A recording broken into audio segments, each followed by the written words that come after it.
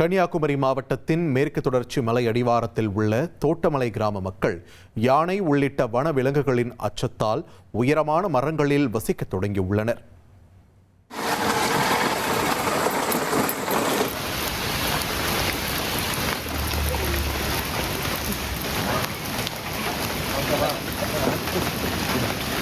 பக்கத்தில் வீடை சேதப்படுத்துறது, விளை நிலங்களை சேதப்படுத்துறது, உயிர் பயத்தை காட்டுறதுன்னு ரொம்ப ரொம்ப பயமாக இருக்குது. ஏராளமான இடத்துல உயிர் பலியம் நடந்துட்டு இருக்கு, ஏராளமான இருக்குது. இப்போ கூட சமீபத்தில் ஒரு 2 வாரத்துக்குள்ளார வட்டப்பாறை பகுதியில் ஒரு ஆள் இறந்தார். இந்த வன விலங்குகளால் பயத்தினால இப்போ ஒரு மாடம் கட்டி இங்கே ஒரு 2-3 மாடம் அப்படி நாங்கள் அமைச்சிருக்கோம் எங்கள் ஆட்களுக்கு தனியாக. இல்லைன்னா ஏற கிடைக்கிறதுக்கு ஒரு கட்டிடம் கிடையாது, ஒரு ஒரு பாதுகாப்பான ஒரு வீடு ஒன்றும் கிடையாது. அரசாங்கத்துக்கு வைக்கிறது எங்களுக்கு ஒரு உயிருக்கு பாதுகாப்பு வேணும். அப்புறம் எங்களுக்கு நாங்கள் ஒரு 90-95 குடும்பங்களுக்கு மேலே இருக்குது. தோட்டமல்ல மாறாமலை சேர்ந்து ஒன்றாவது பஸ்ஸு கிடையாது. ஒரு ஸ்கூல் பிள்ளைகளெல்லாம் 40-45க்கு மேலே படிக்கிறாங்க. அது 5 வரைக்கும் இங்கே தோட்டமல்லே ஸ்கூல் இருக்குது. 5க்கு மேலே படிக்கணும்னா பேச்சுப்பாறையில் தான் போகணும். அதுவும் போயிட்டு வர்றதுக்கெல்லாம் எந்த வசதியும் கிடையாது. ஏன்னா அவ்வளவு தொந்தரவாக இருக்குது. வெளியில் இறங்கி போகிறதுக்கே கஷ்டமாக இருக்குது.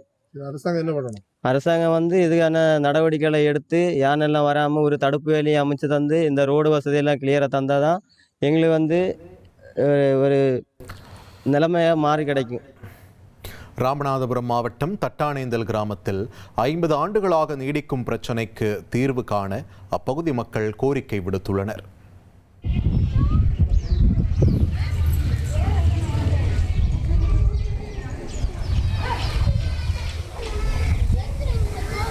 சொத்து கொடுங்க, சோகம் கொடுங்கன்னு கேட்க கிடையாது. இப்போ நகை வலை கூடி போச்சு, எங்களுக்கு 10 நான் கொடுங்கன்னு கேட்கக்கூடாது. ஆட்சியில் வந்தவங்க எங்களுக்கு எந்த உதவியும் செய்ய வேணாம், தண்ணி மட்டும் கொடுங்க.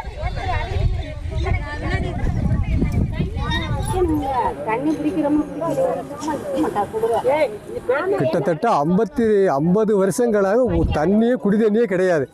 நாங்கள் அன்றாடு வண்டியிலையும் பைக்கிலையும் சைக்கிள்லையும் நடந்து இப்படித்தான் போய் எடுக்கிறோம்.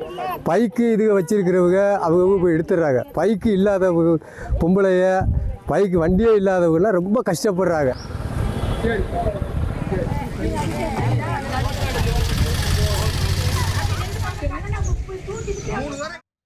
தாம்பரம் அருகே மதுரவாயில் சர்வீஸ் சாலையில் செயல்பட்டு வரும் சிஎன்ஜி எரிவாயு நிலையத்திற்கு வரும் 100க்கும் மேற்பட்ட வாகனங்கள் சாலையை ஆக்கிரமித்து நிற்பதால் போக்குவரத்து நெரிசல் மற்றும் விபத்து அபாயம் அதிகரித்துள்ளதாக குடியிருப்பு வாசிகள் குற்றம் சாட்டியுள்ளனர்.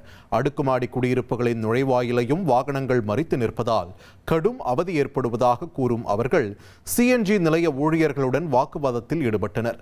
மேலும் இந்த பிரச்சினைக்கு உடனடி தீர்வு காணாவிட்டால் சாலை மறியல் போராட்டத்தில் ஈடுபடுவோம் என்றும் எச்சரித்துள்ளனர்.